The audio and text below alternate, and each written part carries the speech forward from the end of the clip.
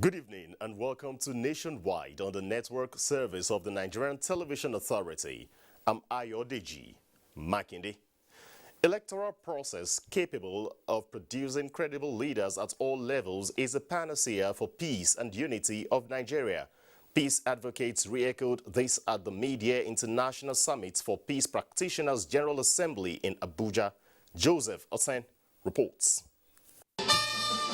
At a time like this, when Nigeria is faced with security challenges, this summit comes at no better time. No surprise, peace advocates and representatives of security agencies across Nigeria are here to beam the searchlight on security threats confronting the country. Former Deputy Senate President Ibrahim Manto, who chaired the event, is optimistic that a well-secured electoral process is a major step towards building a peaceful society. The challenge of most African nations is the lack of good governance. Discredited elections produce discredited leaders who are usually enmeshed in corrupt practices. Synergy between security agencies and sense of patriotism, above sentiments, are emphasized here as tools Nigeria needs to defeat insecurity, while ensuring peaceful coexistence among citizens, irrespective of diversity. Nigerians must desist from political sentiment and hate speeches. One of the great problems we're having is discrimination. Trying to think about somebody coming from Northwest and East, I don't believe in that institution. I'm a Nigerian and I'm very proud to be a Nigerian. The summit put together by the Advanced Peace and Reconciliation Center of Nigeria has a team building peace to solve crime and violence in the society. In Abuja, Joseph Otsen, NTA News. Meanwhile, a group of northern pastors under the banner of Arewa Pastors Non-Denominational Initiative for Peace says Nigeria would not divide because it is a nation ordained by God and destined for greatness. The pastors stated this at the Abuja Unity Fountain during a special prayer session for the nation. Timothy Yusuf reports. We commit our President Muhammadu Buhari. Father, we pray you will be with him. Commit all the legislators into your hands. Our armed forces, what can they be able to do on their strength? Nothing, except you help them. Praying for peace and unity of Nigeria is a responsibility of all, irrespective of political, religious or ethnicity affiliations. This is the driving force behind this group of pastors from the 19 northern states and the Federal Capital Territory for this prayer rally for Nigeria against the challenges of insecurity and other security threats. We have seen all that is happening in the country and we felt by the injunction of our calling that what we owe Nigeria is to pray. What God owes Nigeria is to answer by fire. The present crisis has not exempted any state. We need a nationalistic solution. The prayer rally marked the end of a 40-day fasting and prayer by the Arewa Pastors Non-Denominational Initiative for Peace. Why worry? In Abuja, Timothy Yusuf, NTA News. Nigerian youth have been told not to be used as agents of destabilization, but channel their energy towards productive ventures. This was at a lecture by a civil society organization in Jos on the role of youth in maintaining law and order in the country. Bilikisu Nuhu has details. Cases such as armed robbery, cultism, kidnapping and other forms of criminality have bedeviled the society. To change this narrative, youth representatives from the north-central zone of the country converge on Jos to address the menace. This time around, we are looking for the security angle. Director General, Nigerian Television Authority, Malam Yakubu Ibn Muhammad, and Director General, National Information Technology Development Agency, NIDDA, Kasifu Inua, both represented challenged youths to key into government programs that will empower them. I've attended about 3 full events in the last 2 months. Organized to promote peace, to develop and empower youth. And all these programs were organized and championed by youth themselves, which is to say that the youth are waking up to realize that it is time they take their destinies in their hands. Our most important or discussion today, youth can be a great way this building has been given up. Key players including security agencies and leaders of youth organizations who spoke on peaceful coexistence, importance of ICT and education, national development, drug abuse, called on participants to be law-abiding and be committed to the success of the Nigerian project. In Jos, Bilkis Nuhu, NTA News. The need to address years of infrastructural decay in the southeast formed part of the submissions at the zonal town hall meeting for the validation of the country's self-assessment report held in Owerri. Beatrice Anyam, who was at the event put together by the African Union Development Agency, tells us more. The Southeast Stakeholders Town Hall meeting for the validation of country's self-assessment report on the ongoing second peer review of Nigeria is at the instance of African Union Development Agency and New Partnership for Africa's Development, NEPAD. We need to do a lot in our health system. In addition to tackling infrastructural decay and provision of a railway system in the Southeast, stakeholders call for the equipment of schools and health facilities and provision of punitive measures against rapists. National Coordinator, African Union Development Agency and New Partnership for Africa's Development, Princess Gloria Akomundu says the review is in line with President Muhammadu Buhari's agenda to assess the performance of his government and to lift 100 million Nigerians out of poverty. Everything collected here forms the national program of action. We'll use it to plan, put it together, and present to the heads of states through President Muhammadu Buhari. And come up with specific recommendations that we recommend to the head of state. African heads of state came together and decided that the best way for us to develop Africa is for Africa to assess each other. Imo State Governor Hope Uzodinma, represented by his deputy Professor Placid Njoku, says the exercise will no doubt enhance good governance and efficiency in the system. And for us in the Southeast, we are particularly interested in the peer review mechanism because we are interested in using it as a modality for improving on good governance. The interactive session featured award presentation. In Owerri, Beatrice Anyam, NTA News. As the world marks this year's World Mandela Day with the theme, "One hand can feed another," public analysts in Makurdi, Benue State have called on leaders across the country to emulate the selfless values and principles of the late South African president, Nelson Madiba Mandela. Ode Moses brings us details. Born Rolila Madiba on 18 July 1918 to the Madiba clan in the village of Mwezo, South Africa, Mandela began the struggle for freedom at a tender age of 12, which was necessitated by stories of his ancestors' valor during the wars of resistance in South Africa.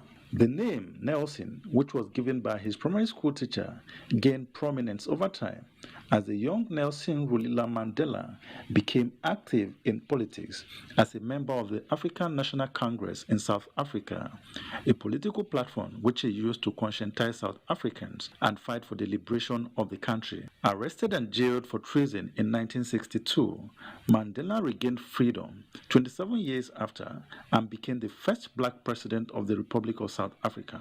His achievement and life of service to humanity became internationally recognized in 2009 following the United Nations General Assembly's declaration of 18 July every year as a World Day to ponder on his contributions to peace and freedom. The day is in recognition of Mandela's values and his dedication to the service of humanity, conflict resolutions, race relation, promotion and protection of human rights, reconciliation, gender, equality, right of children and other vulnerable groups, and the promotion of social justice. Reflecting on his life and time, and the theme of this year's World Mandela Day, One Hand Can Feed Another, opinion leaders in Makurdi reviewed on the gains and legacies of the late South African president. Representing the interest of your immediate people, which is what politics is all about. Nelson Mandela is a symbol of all those things. He's an ideal leader. Mandiba died a global citizen. When hands join in hands together, it becomes, it serves a general purpose of uplifting humanity. It calls for humanity and society, as it were, to reach out and embrace one another in spite of colors and culture. United Nations Secretary General Antonio Guterres has equally appealed to world leaders to join hands in achieving the goals and aspirations of Nelson Mandela. As long as poverty, injustice, and gross inequality persist in our world, none of us can truly rest. On this Mandela Day, let us recall that we can and must be part of the quest for a better future of dignity, opportunity, and prosperity for all people on a healthy planet. Nelson Madiba Mandela died on December 5, 2013, at the age of 95. In Makurdi, Ode Moses Ajao, NTA News. The need to develop a template for assessment of the different spheres of the economy and accelerate good governance in Africa was the focus at a South-South Zonal Town Hall meeting for the validation of countries' self-assessment of the African peer review mechanism. Evelyn Bado-Ekpo reports that the meeting also reviewed possible ways of developing human capacity for good governance.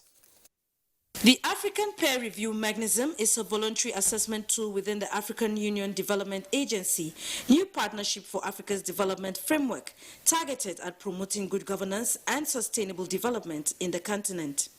The second peer country self-assessment validation exercise harps on inclusiveness of governance at all levels, using the four thematic approach of the APRM to improve on the lives of Nigerians, addressing issues with a focus on the challenges to bridge the gap in governance. Looking at Papa Port is so congested.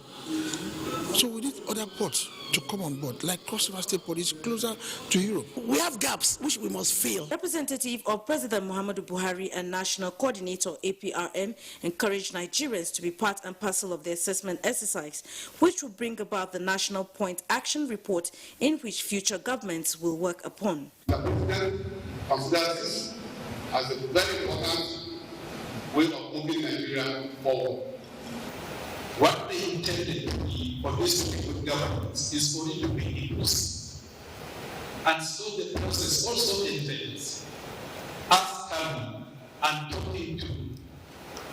At every turn in the life of the nation, the corporation, or indeed an individual, certain review mechanisms must be applied. A copy of the second peer review report was presented to the state government. In Uyo, Evelyn Badu-Ekpo, NTA News. Nationwide continues in our Lagos Network Center, and Adiola is our guide. Good evening, Adiola. It's over to you. Good evening, Adiola. Good evening, Ayo. Good to see you. The ongoing second peer review of Nigeria under the African Union peer review mechanism, when completed, will offer the country additional instruments to promote needed environment for good governance in compliance with standards championed by the new Partnership for African Development, NEPAD. This is one of the expectations as stakeholders in the southwest Nigeria embarked on the validation of country's self-assessment report on the ongoing second peer review in Lagos. Adeniyi Taiwo reports.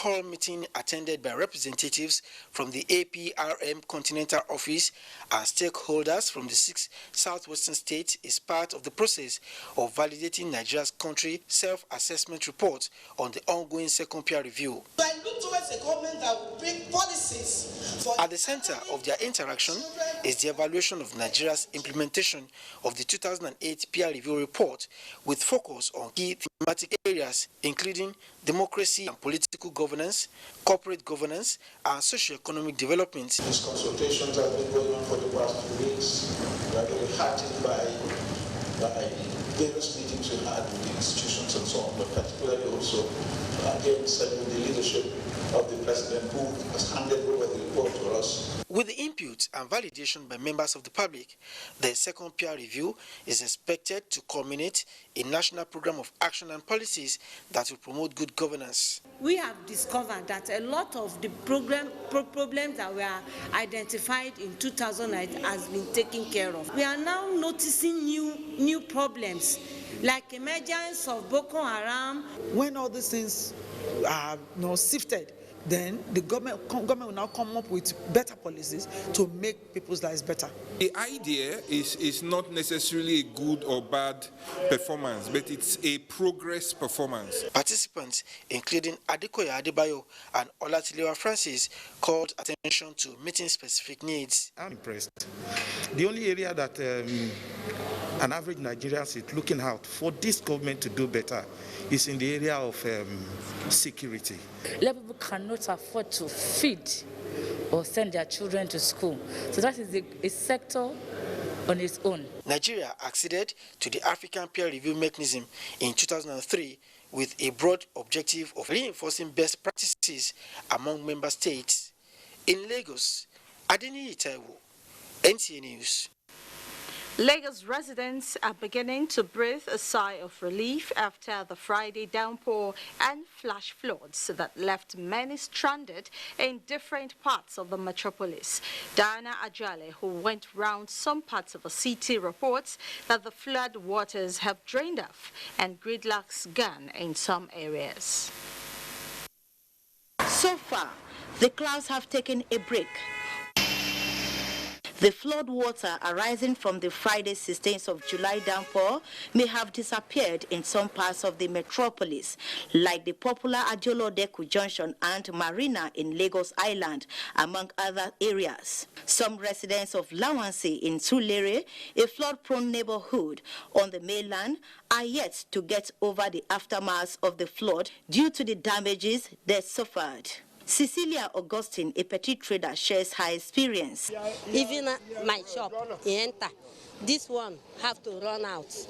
Parking load to go. Cecilia is not alone in the ugly tale, as Ikechuku Nze, a technician, and other small business owners say their endeavors were crippled by the rainfall and flooding. Everywhere, even in my shop here, water was there.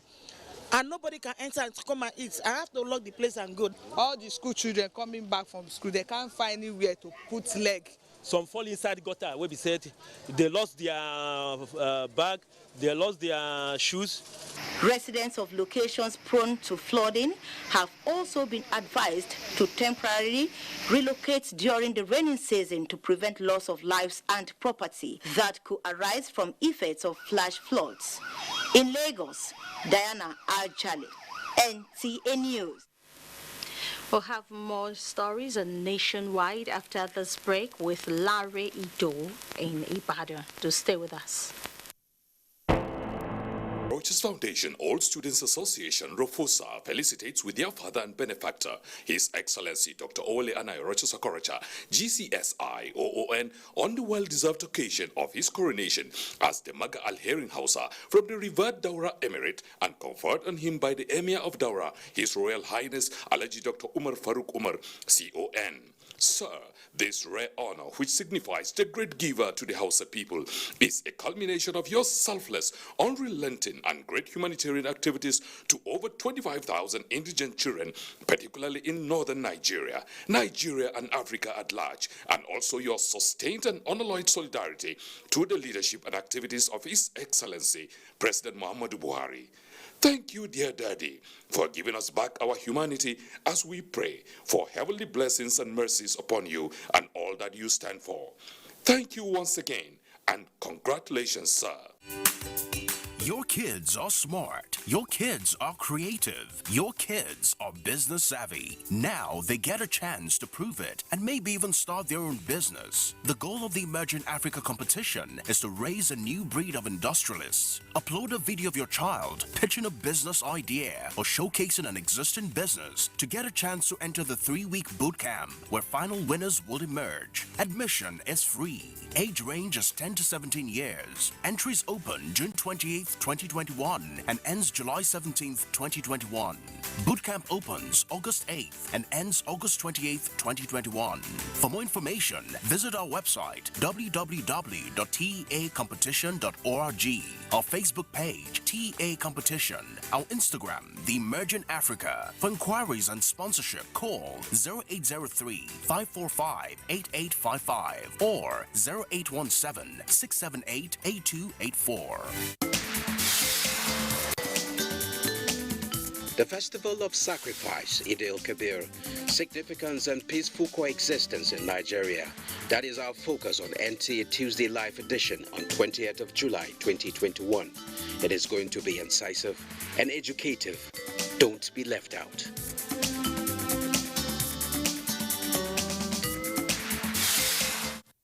The broadcast media ecosystem is dynamic and requires continuous training for practitioners to perform optimally. NTA TV College Jos invites relevant officers to the following specially packaged training programs. Basic Directing Techniques, date 2nd August to 27th August 2021, 4 weeks. New Technologies, Optical Fiber, IP Technologies, Automation Storage Management and Wireless Technology, date 9th August to 13th August 2021, 1 week. Transmitter Operation and Maintenance, date 23rd August to 27th August 2021, 1 week. Advanced Broadcast Accounting and Auditing, date 30th August to 24th September 2021, 4 weeks.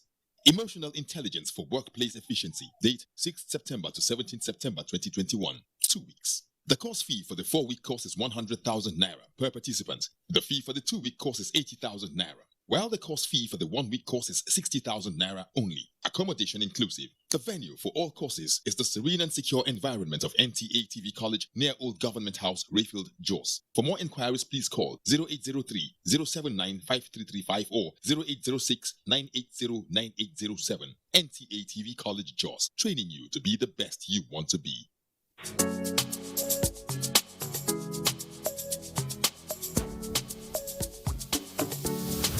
History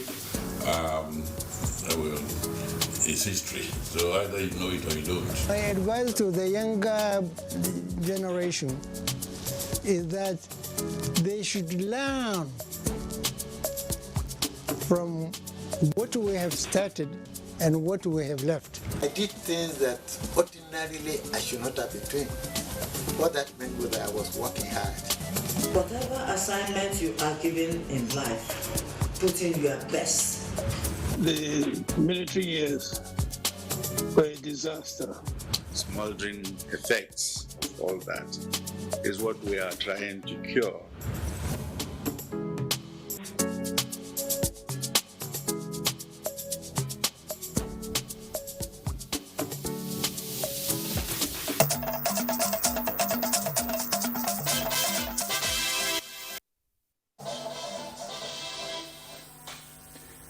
You're still watching Nationwide, and welcome to Ibadan. Contact tracing has started in Oyo State as Delta variant of COVID-19 was recently discovered. Ifelua Omosule reports that not less than 4 lives have been lost to the virus in the state. The coronavirus pandemic has not only claimed lives all over the world, but has also taken its toll on the economy. Recently, different variants of the disease have emerged in some other countries of the world, like the Alpha variant in the United Kingdom and the Delta variant in India, which is said to be 40% transmissible. Report says the Delta variant has been discovered in Oyo State recently. State government, because of this, started out the information notifying the general public and giving them this the guidelines once again the way we had done before.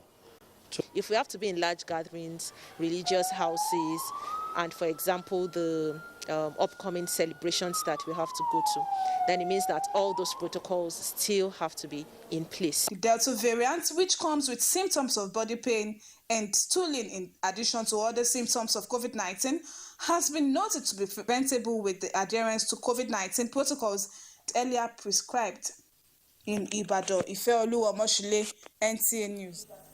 In a related development, residents of Ogbomoso have received free treatment for various diseases and health conditions.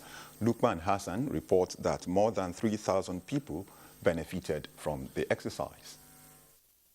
The free health outreach offered the resident an opportunity to also be tested on the situation of the site, whereby free eyeglasses and drugs were given where necessary. They have done excellently well, especially in this very, free medical care that they are not. Sponsors of the health outreach noted that they had people from various parts of the country and said that such kind gesture will be maintained by the group. They urged beneficiaries to always pay attention to their well-being as well as periodically go for medical check-up. I think they've gone a long way. At least they are no longer ignorant that they have such problem. It needs to identify challenges, health challenges faced by members of the community who do not have the knowledge of such challenges. Residents of Ogbomoso were tested and offered free treatment on illnesses such as high blood pressure, diabetes, and free COVID-19 testing. Lukman Hassan, NTA News. Let's now rejoin Ayodeji in our Abuja studios for continuation of Nationwide. Thanks, Lanre. Back here in Abuja, the Presidential Steering Committee on COVID-19 has put 6 states and the Federal Capital Territory on red alert following the confirmation of the Delta variant of COVID-19 and the rising number of infections and hospitalization in the country.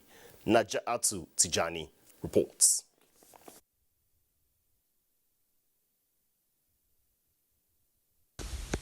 Lagos, Oyo, Rivers, Kaduna, Kano and Plateau states, as well as the FCT, are areas on red alert. However, the chairman of the Presidential Steering Committee on COVID-19 and Secretary to the Government of the Federation, Boss Mustafa, urges all states to heighten their preparedness and continue to enforce all protocols put in place given the ease of spread of the Delta variant. To minimize the risk of importation of variants of concern into the country, the Presidential Steering Committee has also ordered increased surveillance at all points of entry into the country as part of preventive measures against the third wave of the COVID-19 pandemic.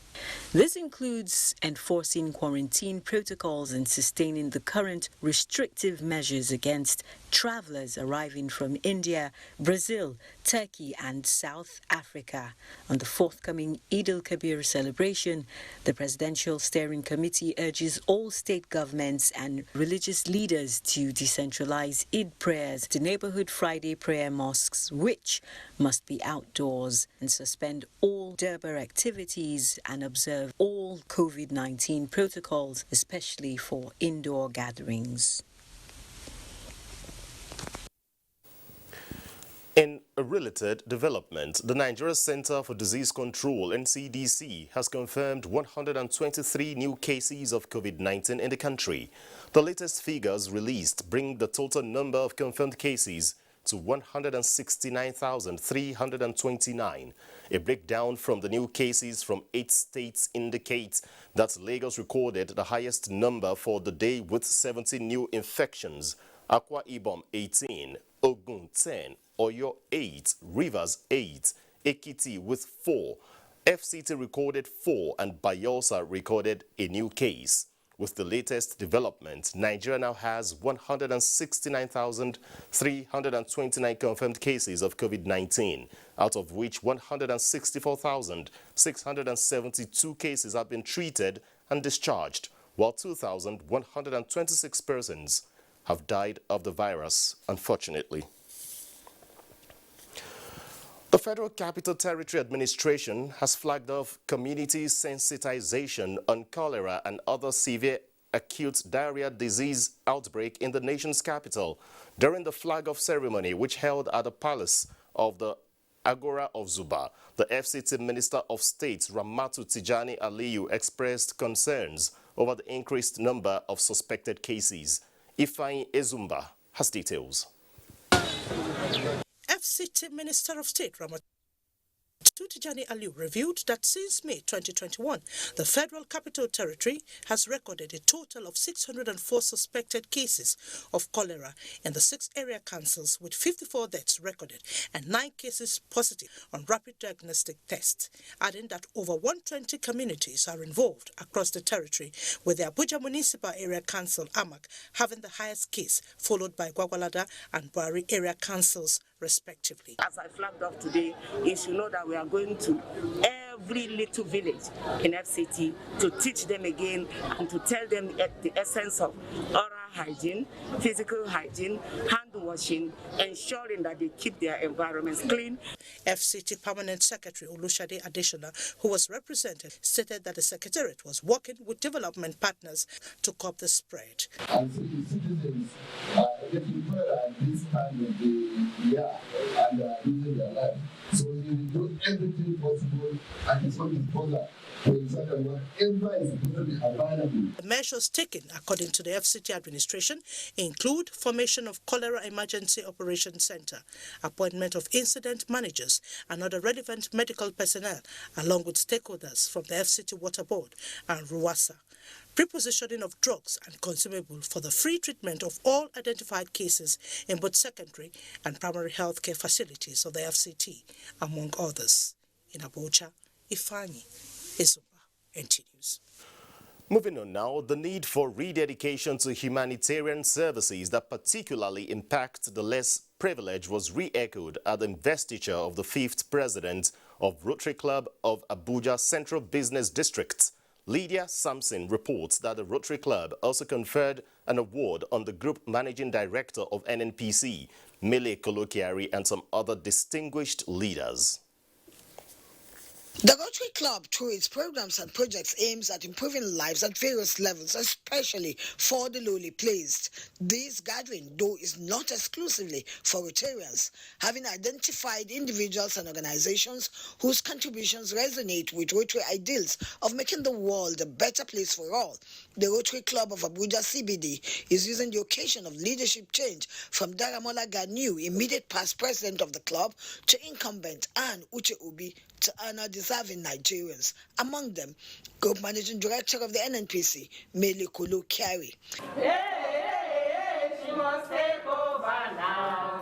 There is something I must do. Much like the Rotary Club, NNPC has taken the responsibility to be a force for good very seriously. Guest speaker at the event, Nkechi Rocha Sokorocha, who expressed optimism that leadership with empathy and social influence will produce a better society for all, bagged an award for her humanitarian works, just like President of the Nigerian Union of Journalists for contributions of the union to society. Oftentimes, if you are not able to have empathy, it's also because you are not able to listen to those that you are leading. The new president of the club, Anne Uche Obi, now promises to take humanitarian activities of the club to greater heights through partnerships. With their support and the support of willing and able Nigerians to carry out this project and see that humanity is served at its best. We are ready to give her all the necessary support to make sure that she succeeds. Hopefully, her tenure in office continues to shine the Rotary light on society. In Abuja, Lydia Sampson, NTA News. Well, let's talk about some empowerment because 350 households at internally displaced persons camp in Durumi in Abuja have been provided with food items and clothes by Amala Cottage Foundation under its internally displaced persons family support project. Haman Jabani was there and now reports. In the last 4 months, the foundation has given financial assistance to 30 internally displaced women, trained others in bakery and sewing. is set up to bring together youths and ensure their skills and also educate. This time around, the foundation is giving food items and clothes worth millions of naira to 350 households at an IDP camp at Durumi, close to Abuja city center. And Amala Cottage Foundation came in handy and made sure so many of our IDPs were trained in different skills, and they gave them financial backing. Plans are on the way to provide food items to the IDPs on a weekly basis, as well as continuous empowerment of women in their areas of interest. So most of the time we come, we give them clothes, foods and all that. At times we make food, ready food for them to eat. In spite of this, the IDPs are calling for more support for individuals, NGOs and government. Hamman Jabani, NTA News. Still in Abuja here, the plight of vulnerable women continues to gain more attention from volunteers following the harsh economic realities in the country in the aftermath of COVID-19. The recent is coming from the Universal Reformed Christian Church in Yanya, Abuja, which empowered indigent women with skills acquisition and financial aid to help them secure a better income for their families. Olusheye Adiagbo tells us more. The empowered skills is not only for the members of the Universal Reformed Christian Church Nyanya to be self-employed, but also to serve as an income-generating project for them. Beneficiaries, who were mostly women, were trained in skills such as bag making, fashion designs, commerce, poultry and fisheries, with a cooperative in place to help with soft loan. They are using this trade fair and exhibition to showcase products made by the empowered members and exchange ideas on enhanced improvements. Priscilla Guveran, a mother of four, says her inability to be gainfully employed prior to the intervention program made her vulnerable whenever financial needs arise. Her story is almost the same with these other women on the stand until this change initiative. Then I wasn't doing anything, as I was a full housewife before the church now came to my rescue. I learned bag making, and today we are able to do these bags that you are seeing here. I am truly grateful to the church, the entire organizers of this entrepreneurship, for training me and bringing me this far. The expectations of the church is to see the growth of the project and better welfare for more indigent believers. They are very happy that they started something. We're looking ahead that with this kind of thing, if even the government could support us, we'll do greater than this. But training more people. The church is not for business, basically for the salvation of humanity. But the church must, as a matter of duty, also do one thing or the other to address the needs of the members and the society, so that it will be a holistic approach to human salvation. The church said the trade fair and exhibition is a support program to those these women make sales of their products and their own way of contributing to national development and women empowerment. In Abuja, Olusheye Adiagbo, NTA News. Governor Lalong signs 4 bills. Details of this and more in our Just Network Center, and Frama is over there. Good evening, Frama. Good evening, Ayodiji, and welcome to JOS. Governor Samuel Lalong has signed 4 bills into law to enhance the financial autonomy of the legislature and judiciary and also boost the revenue profile of the state. Frisla Grumnan reports. The 4 bills signed into law are the Plateau State Legislative Fund Management, Plateau State Judiciary Fund Management, Plateau State Geographic Information Service, PLAGIS, and the Plateau State Property and Land Charge Bills. The 2 bills, the Plateau State Legislative Funds Management Bill 2019, grants the House autonomy in terms of the management of its finances and sets out the procedure for the management of funds. The otherwise registry and land recording system, which was manual, is gradually being replaced by electronic means of doing that business for efficiency. Governor Simon Lalong appreciates the legislative and judicial arms of government for the expeditious passage of the bills. While we are running the issue of financial autonomy of the arms of government, the state also requires financial autonomy from the federal government. And the only time we can do financial autonomy is to strengthen our revenue. Without revenue, the state cannot move. While expressing government's continuous desire to meeting the aspirations of citizens, the governor emphasized that all aspects of the revenue generation must be consolidated in Jos. Priscilla Grumnan, NTA News. Curbing corruption for the healthy growth of the country was the main thrust of training organized for immigration officers in Plateau and Bauchi states. Ekemeren Kanen Ladoja has the report. An officer is said to be the first official investors, tourists, and others visiting the country will meet, and so there must be a true reflection of the Nigerian spirit of hospitality, warmth, and respect. This is why the service held a workshop to remind the officers about the need to be polite at all times as they discharge their duties. The services that we offer must be offered in the way they are enshrined to be offered, without any gratification. They should at every point in time be professional in the discharge of their duties. The Comptroller General, Nigerian Immigration Services, says to curb corruption, attitudinal change by all is vital to the country's growth. After this level of preparation, let me see a change in each one of us. It's not enough to talk, but it is time to act. Is it possible to have a corruption-free society? And the answer is yes, it is possible. The workshop with theme Zero Tolerance Approach to Corruption, a Pathway to Quality Service Delivery and Attitudinal Change drew immigration officers from Plateau and Bauchi states, service headquarters, and other ministries, departments, and parastatals within the state. In Jos, Ekemeren Kaneng Ladoja, NTA News. We'll pause here for a break, after which we'll join Chineye in our Enugu studios for the next set of reports.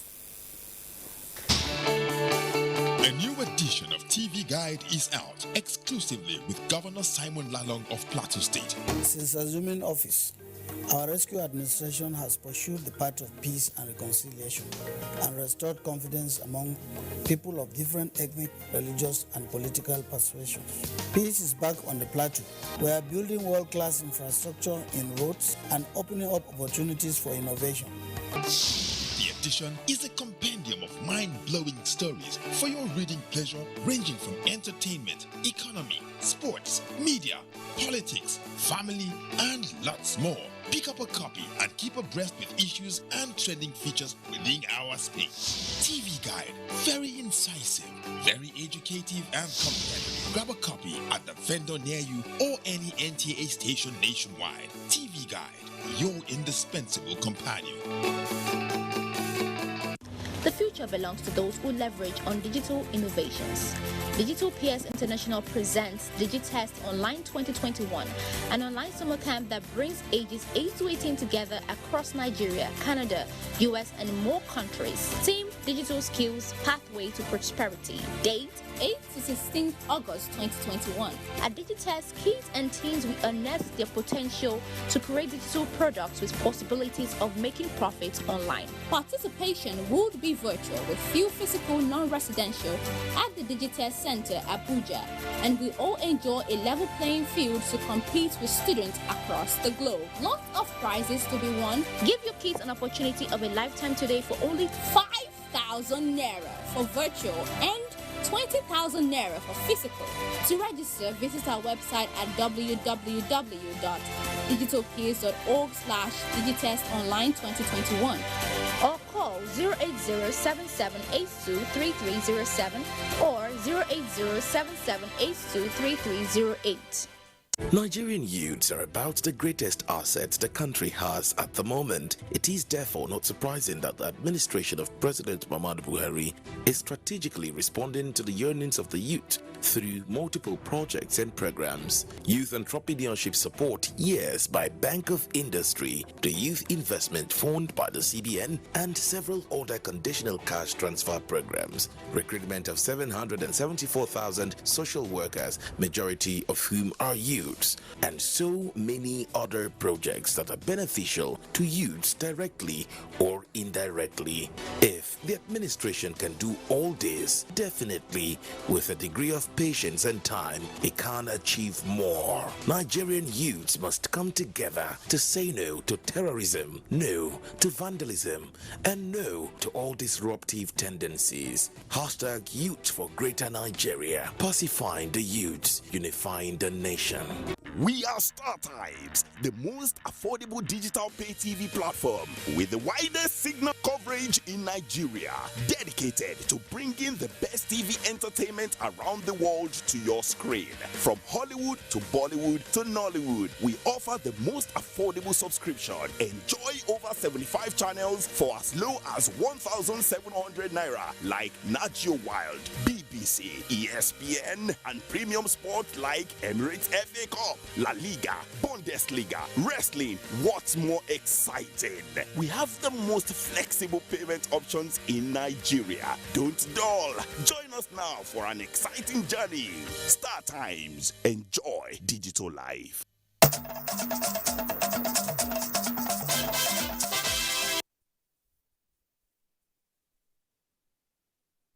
Thank you so much for staying on. Good evening and welcome to Enugu. There is need to infuse drug education in primary and post-primary school curriculum, while school heads should be given power to discipline the students, as well as ban sales of alcohol within the vicinity of schools. These were the submissions of experts in Enugu on alarming rate of cultism and drug abuse in secondary schools. Comfort Aim reports.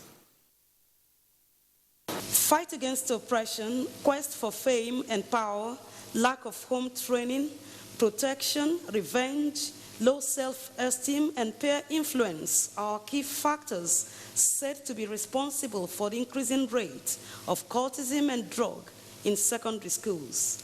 The question is, what is the recruitment process and the link between drugs and cultism in secondary schools? Drug is an enabler. It's a catalyst to most of the crimes. An average cultist that wants to go violent needs something to enable him to carry out the acts. How did cultism find its way to secondary schools? Most of them that got involved in this, originally, we are not told about the consequences of belonging to cult group.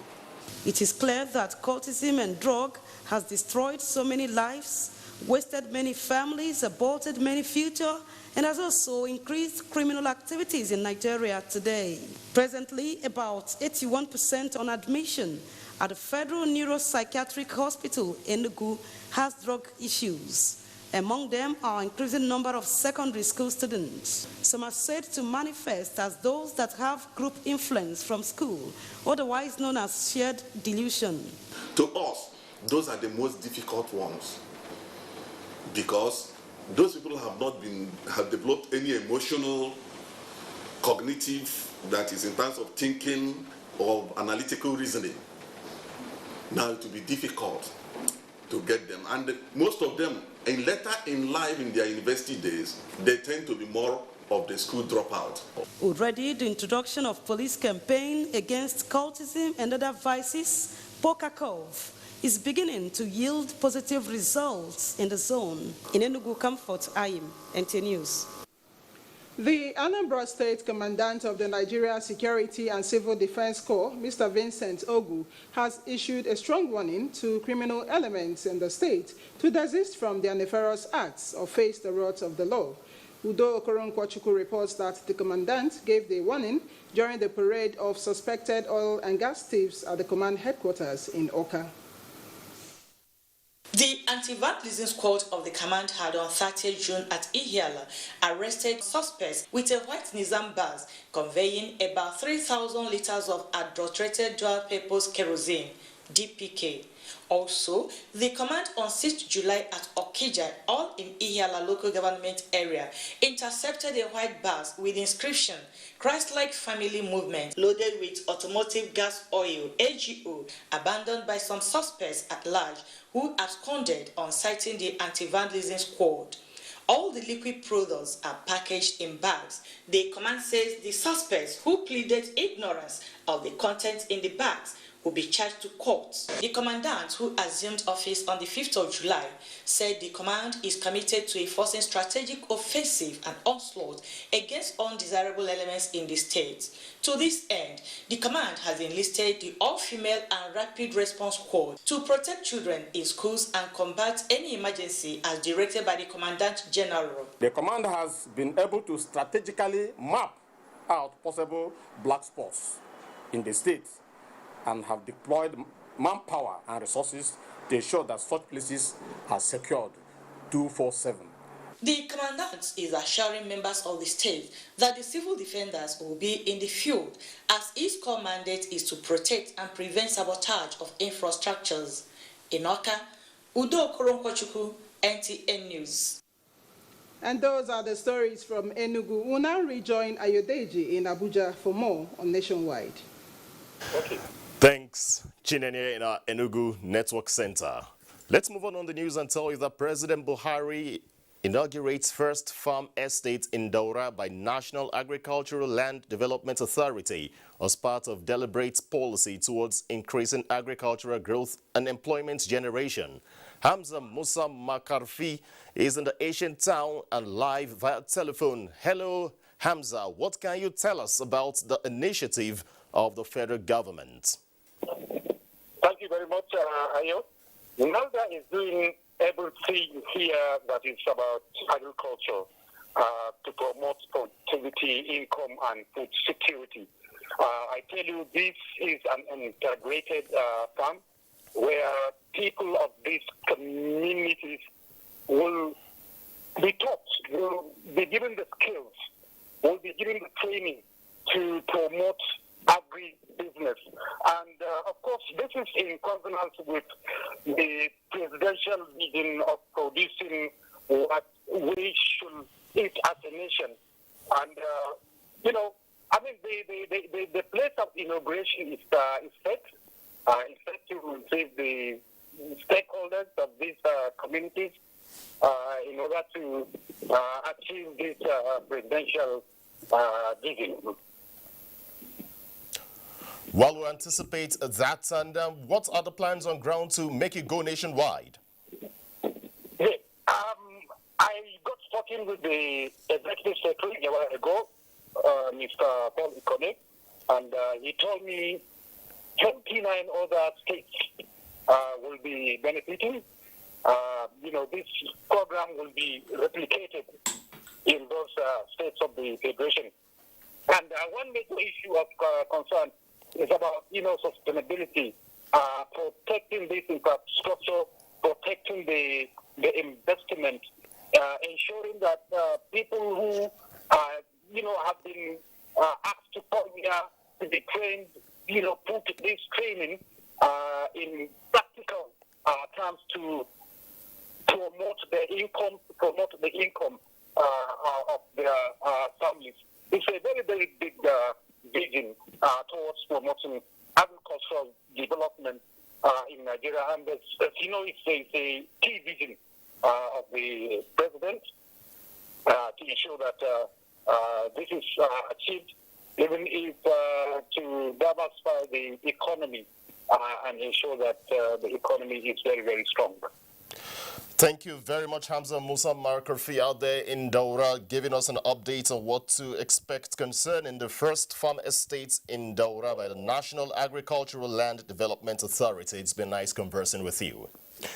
Let's move on the news also and tell you that the Corps Marshal of the Federal Road Safety Corps, FRSC, Boboye Oyeyemi, has directed commanding officers across the country to intensify special operations targeted at drivers who overspeed and operate without valid driver's licenses. A statement by the Corps indicates that the exercise is in line with the ongoing Operation Sanity, aimed at restoring sanity to the nation's highway, and expressed dismay over continuing incidents of fatal crashes caused by speed limits violation. The statement noted that records of road traffic crashes across the country, as collated by the Corps since the beginning of the year, indicated sadly that over 50% of such crashes were attributed to speed violations. It further says all vehicles found to have violated the rules would be subjected to full sanctions as provided by the law, as motorists are advised to take appropriate measures necessary for acquiring their licenses. And next is sports with Amanzi Marcus.